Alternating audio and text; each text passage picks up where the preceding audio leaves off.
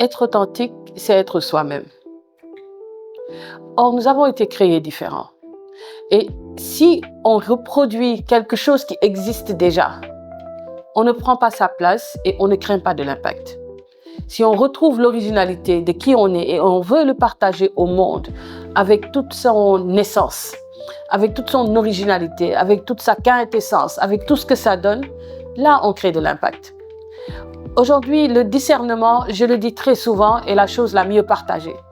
Lorsque quelqu'un qui n'est pas authentique vous parle ou montre des choses qu'elle n'est pas, ça se voit, ça se sent. Et c'est comme s'il y a des ratés. Donc les gens savent souvent qu'il y a quelque chose qui ne va pas, mais ils ne savent pas quoi, mais il y a quelque chose qui ne va pas. En Wolof d'ailleurs, on dit « Lu jóge ci xol lay dal ».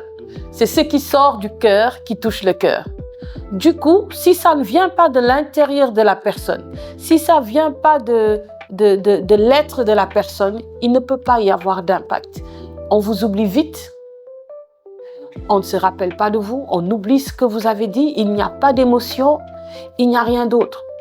Et l'émotion, peut-être s'il y en a, ne dure qu'un instant, mais on ne se rappelle pas des choses. Pour moi, les vraies choses impriment l'âme. Et donc, il faut que ça vienne de l'âme, il faut que ça vienne de l'être pour, en tout cas, impacter.